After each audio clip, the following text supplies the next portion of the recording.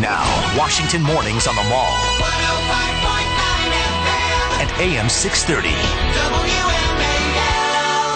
Hey, just want to say we're hitting the road tomorrow morning. The Mornings on the Mall Swing State Road Show makes its third stop in the Commonwealth of Virginia tomorrow morning as we broadcast live from the Virginian at 169 Glendon Street in Vienna, Virginia. Broadcast begins at 5 a.m., but at 6 o'clock we open the doors for breakfast. And you know what? Even Lanny Davis would be welcome there. Lanny, come on by and I'll get you something we do in the South called biscuits and gravy. Well, if you're picking the tab up, I'll be there. All right. I will pick up your tab if you come out, and we'll treat you with, of course, the respect you are due. So let's talk about Hillary Clinton. I know that you're close to Hillary, and you have very fond feelings for Hillary Clinton, who's the Secretary of State. But she was just recently sort of threw herself on a sword and said that she was responsible for what happened in Libya. I think there are two things here, Lanny. One is what happened beforehand. Were they sending up the flares? Were they saying we got a problem? And were they being denied the resources they need to make themselves safe? That's one story, and I think that falls in their backyard. But the other one has to do with what happened afterwards when the President of the United States decided that it was more important for him to get on a plane and go to Las Vegas for a fundraiser than actually stay in town and figure out why his ambassador had been killed. Well, this is going to be a shocking moment. Would you write down the date, the time, almost the second that I'm about to say what I'm about to say? I agree with you. Wow. Excuse me, it is 6:38 on the 18th we of should October. Just stop now. Troy, Everybody should go home. Yeah, Troy, first of all, your ratings have just dropped 50%. Everyone has just switched out. Look, first of all, Hillary Clinton, who I've known all my adult life, is what is called in the Yiddish language a mensch.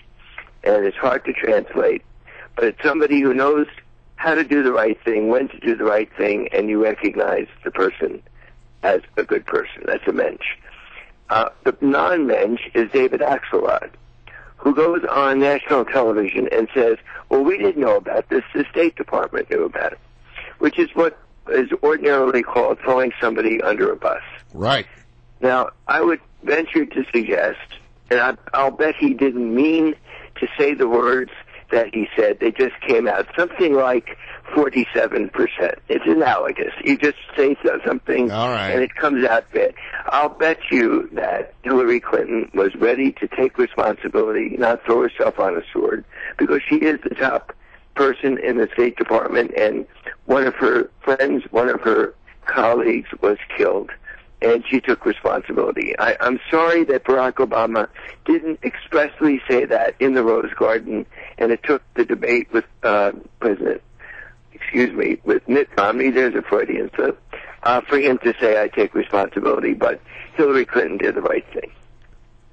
She did do the right thing, and I happen to love it when somebody, especially anybody in this town, steps up and takes responsibility, because normally people don't. But my concern about this is not just what happened with the security situation in Benghazi, but I think the broader question of what is going on in the Middle East right now. What happened in Benghazi was terrible. It was awful. I personally think this is part of the unraveling of any progress we've made in the Middle East.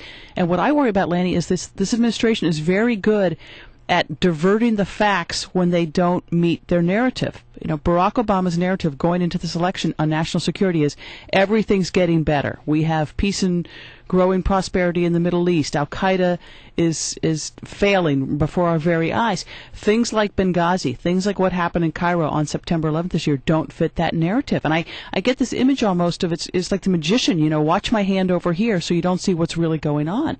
And I worry about that. It's not just what happened in Benghazi. It's the bigger issue, and that's not being addressed. No, we're all worried, and it's so unfortunate that this is a partisan presidential campaign issue, because everybody who's sensible, from John McCain to you, especially Tory, who's experienced at defense, you know that it's very complicated. And to make this into a red-blue divide and having Susan Rice, which was the biggest mistake here. Huge mistake. What politicized this is, what in God's name is the ambassador to the United Nations doing on the talk shows? Well, I think I have the answer to that, Lanny. I think I know the answer to that. I think Hillary Clinton wouldn't do it. Well, I don't think she wouldn't do it. I think she would have done whatever she was asked to do. I think Susan Rice has acted as if she were Secretary of State before. She's the UN ambassador. She should be speaking for the United States at the UN. There was no role for a UN ambassador to come out and say something that I think she, in good faith, sincerely was told was the case, and I don't think we should politicize that she was trying to advance the president's agenda by saying that this was about protest. Okay, but you know what, Lanny? Look, set aside the discussion about why they wanted to pin it on this video. I mean, let's just set that aside for a moment. I think it's egregious that they tried to sell that narrative for a long, long time when the facts didn't back it up. But let's put that aside. The thing that really bothers me is that in the 6 days leading up, or 5 or 6 days leading up to the anniversary, the 11th anniversary of 9/11, the first anniversary of 9/11 after the killing of bin Laden, the president did not attend his daily press briefing, his security briefing. He did not attend his national security briefing. And then, in the day after the attack, in which a U.S. ambassador was killed, for God's sakes, he decides that the most important thing he needs to do that day is get on a plane and go to Las Vegas. This shows, in my estimation, an egregious lack of judgment. Oh, your adjectives are pretty strong. If it were George Bush, we all criticize George Bush for not going to Katrina early enough, and I suppose in retrospect, Barack Obama, in optics, should not have gone to Las Vegas, sure. But to interject bad faith into something that's a tragedy or into... Well, he got very indignant at the suggestion, but I think it's a fair question. Why weren't you going to your security briefings every day? It's a fair question. A president has to be concerned about optics, but I'm sure you don't doubt that he was just as stricken by this tragedy, and if it were George Bush, we would be saying the same thing. I think this is real complicated stuff, and in a presidential campaign with sound bites and cheap shots, whether it's from David Axelrod on TV or whether it's from the Republican candidate for president who issues a press release before he even knows the facts. We have two political statements when we're talking about tragedy, and I'm again referring to Tori. Don't you agree, Tori? This is real complicated as to why this happened, who did it, whether we could have prevented it, whether everything is fantastic in hindsight. Hillary Clinton took responsibility, but should she really be personally blamed for what happened in Benghazi? In fact, the warning came from Tripoli, not from Benghazi about security. Right. Who knows? When you look back, and everything is brilliant by hindsight. But how come when things went wrong in the Middle East or the Bush administration, how come people like you, Lenny, didn't make that same argument? Oh, it's complex. It's difficult. Actually, look, forget about me. I think it was wrong for people to politicize George Bush's decision to go to Iraq. He genuinely believed there were weapons of mass destruction. So did Hillary Clinton, so did Bill Clinton, so did almost everyone.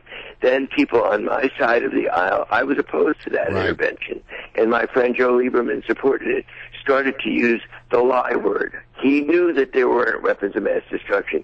He lied. Right. That's just as disgusting as taking this decision and politicizing. October 18th, Lanny Davis, Brian Wilson agree. That's right. Well, it's 6:38 a.m.